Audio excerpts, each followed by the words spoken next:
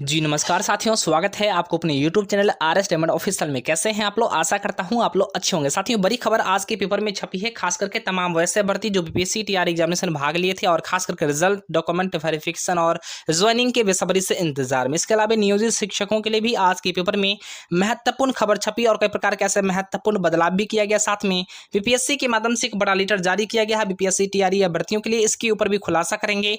इसके अलावा बीएड और डीएड का जो मामला सुप्रीम कोर्ट में फंसा हुआ, इसके ऊपर क्या कुछ महत्वपूर्ण अपडेट है, इसके बारे में भी आज हम लोग जानने का प्रयास करेंगे। कुल मिलाकर साथी एक ही वीडियो में आज आपको पूरी जानकारी मिलेगी, तो वीडियो को स्किप के बिना अंत तक जरूर देखिए ताकि आपको पूरी जानकारी आसानी से प्राप्त हो सके। इससे पहले अगर आपने अभी तक चैनल को सब्सक्राइब नहीं किया है तो चैनल को सब्सक्राइब करके घंटी के आइकन को जरूर ही प्रेस कर लीजिए। सबसे पहले साथी आप लोग को स्क्रीन पर दिख रहा होगा, बड़ी खबर आज के पेपर में छपी है कि शिक्षा विभाग ने सुझाव के लिए जारी की है बिहार विद्यालय विशिष्ट शिक्षक नियमावली 2023। इसके अलावा महत्वपूर्ण खबर है कि नियोजित शिक्षक बनेंगे विशिष्ट शिक्षक, मिलेंगे 3 मौके, फेल हुए तो होंगे बाहर। यहाँ साथ ही बड़ी खबर है कि नियोजित शिक्षकों को बिहार में अब जो है विशिष्ट शिक्षक बनने का मौका मिल रहा और ऐसे में विशिष्ट शिक्षक बनने के लिए इन्हें 3 परीक्षाओं से होकर गुजरना पड़ेगा। 3 बार में कम से कम अगर एक बार भी क्वालिफाई हो जाते हैं तो फाइनली इन्हें राज कर्मचारी का दर्जा अर्थात कह लें तो विशिष्ट शिक्षक का उपाधि इन्हें प्रदान की जाएगी।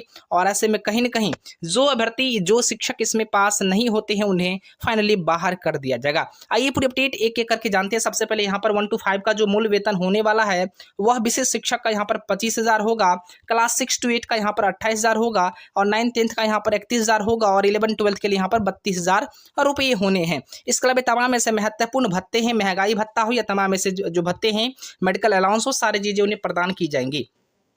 खबर ऐसा है कि नियमावली में विशिष्ट शिक्षकों के लिए वेतन के अन्य भत्ते भी तय कर दिए गए हैं। क्लास 1 to 5 के लिए विशिष्ट शिक्षकों के मध्य विद्यालय के शारीरिक शिक्षक सहित तमाम ऐसे अपडेट है कि 25,000 वेतन उनको मिलेगा मूल वेतन। इसके अलावा तमाम ऐसे महत्वपूर्ण भत्ते हैं वह भी उन्हें प्रदान किए जाएंगे। इसी प्रकार से 6 to 8 के लिए भी और 9th-10th के लिए भी और 11th-12th के लिए भी इनको मिलना है। सवाल ये बनता है कि यहाँ पर 3 मौके इन्हें दी जाएगी और खास करके 1 साल के अंदर ही इनको एग्जामिनेशन से होकर गुजरना पड़ेगा। और फिलहाल कहीं ना कहीं जो 3 बार में जो अभ्यर्थी जो शिक्षक इसमें क्वालिफाई हो जाएंगे उन्हें फाइनली राज कर्मचारी का दर्जा अर्थात विशिष्ट शिक्षक का दर्जा उन्हें प्रदान कर दिया जाएगा। सवाल ये बनता है कि आखिर तमाम वैसे भर्ती जो लग रहा था कि अब जो है बीपीएससी टीआरई का रिजल्ट आखिर कब आएगा, लगातार इंतजार कर रहे थे, ऐसे में उसके लिए भी अपडेट है। लेकिन उससे पहले तमाम जो पेपर में आप देखेंगे हर जगह आपको बिल्कुल यही खबर देखने को मिलेगा कि नियोजित शिक्षक बनेंगे राजकर्मी, परीक्षा पास करने पर मिलेंगे 3 मौके और कहीं ना कहीं 3 मौके में अगर एक बार भी क्वालिफाई हो जाते तो फाइनली इन्हें राजकर्मी का दर्जा प्रदान की जाएंगी और तमाम ऐसे जो वेतन है उन सारे वेतन को इन्हें प्रदान की जाएंगी जो मूल वेतन है।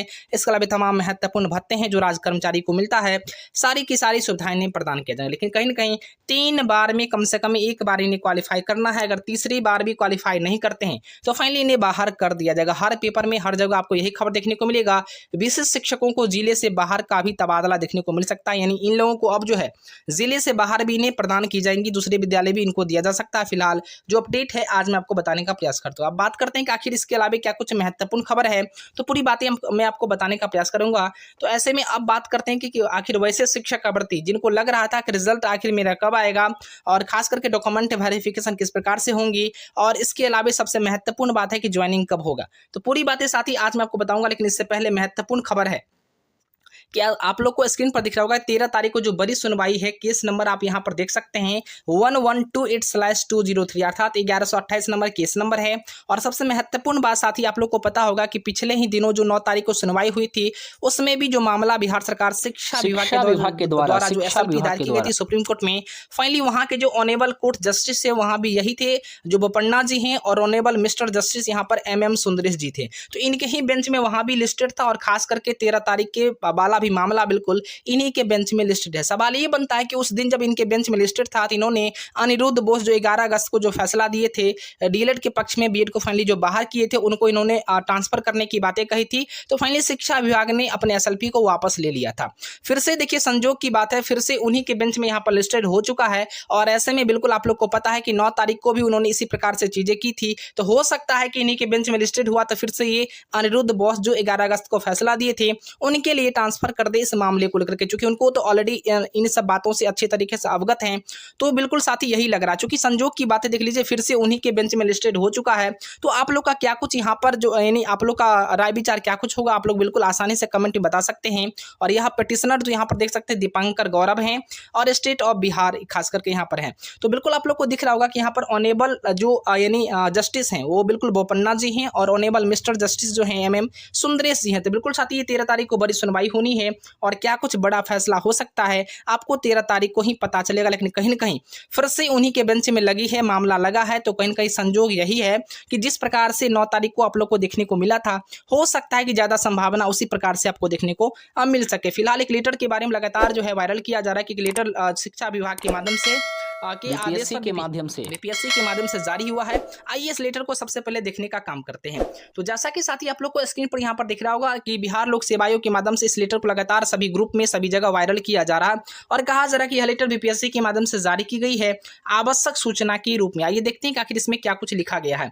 विज्ञापन संख्या 26/2023 के अंतर्गत प्राथमिक माध्यमिक एवं उच्च माध्यमिक विद्यालयों में अध्यापक के पदों पर नियुक्ति हेतु आयोजित लिखित वस्तुनिष्ठ प्रतियोगिता परीक्षा में सम्मिलित अभ्यर्थियों को सूचित किया जाता है कि परीक्षा का परिणाम घोषित कर नियुक्ति की प्रक्रिया करने की अंतिम तिथि 26 अक्टूबर 2023 तक विस्तारित किया जाता है। जहां साथ ही यहाँ पर कहा गया है कि जो प्राइमरी स्कूल और खास करके इसके अलावा मध्य यानी माध्यमिक स्कूल और उच्च माध्यमिक स्कूल के लिए जो TRE एग्जामिनेशन हुआ है बीपीएससी के माध्यम से, फाइनली इनका जो ज्वाइनिंग का अंतिम तिथि यहाँ पर दिखाया गया है 26 अक्टूबर।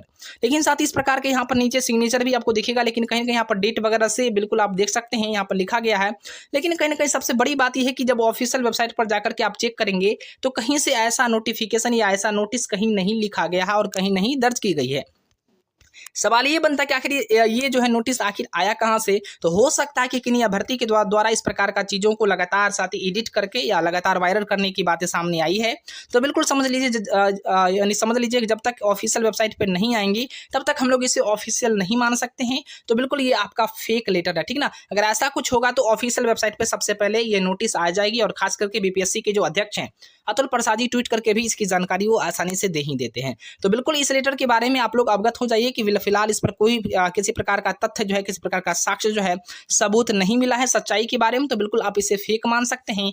फिलहाल जहां तक रिजल्ट की बात है और खास करके डॉक्यूमेंट वेरिफिकेशन की बात है और आपके ज्वाइनिंग की बात है, तो फाइनली साथी आप लोग को पता है कि शिक्षा विभाग के माध्यम से तैयारी लगातार की जा रही है। सभी जिला के DO डिपो को आदेश दिया गया था कि आप लोग जल्द से जल्द जो है जो ज्वाइनिंग का प्रोसेस है, डॉक्यूमेंट वेरिफिकेशन का प्रोसेस है, कंप्लीट किया जाए। लेकिन कहीं ना कहीं सबसे पहले रिजल्ट जब तक नहीं आएगी तो कैसे डॉक्यूमेंट वेरिफिकेशन होगा और कैसे उनका ज्वाइनिंग होगा, ये सवाल सबसे बड़ा सवाल है। और ऐसे में खबर ऐसा है कि 14 से 16 अक्टूबर के बीच में, जी हाँ साथी, 14 से 16 अक्टूबर के बीच में आप लोग का रिजल्ट जारी हो जाएगा। लेकिन प्रॉब्लम हो रही किनके, तो प्राइमरी के बारे में। तो फाइनली साथी प्राइमरी का रिजल्ट संभावना है कि 13 अक्टूबर को, जैसे ही 13 अक्टूबर को जो फैसला आता है उस 13 अक्टूबर के फैसले के बाद प्राइमरी का फाइनली रिजल्ट जारी कर दिया जाएगा, प्राइमरी का भी कर दिया जाएगा। चूंकि उसमें अगर डीएलएड के पक्ष में अगर फैसला आता है तो फाइनली साथी डीएलएड का ही रिजल्ट जारी होगा। अगर बीएड के पक्ष में फैसला आता है तो हो सकता है कि बीएड के साथ डीएलएड का रिजल्ट जारी करे। फिलहाल आप लोग का क्या राय विचार है कमेंट करके जरूर बताना। जय हिंद, वंदे मातरम। देखते रहिए RS डायमंड ऑफिशियल को, लाइक करे, शेयर करे और सब्सक्राइब जरूर करे।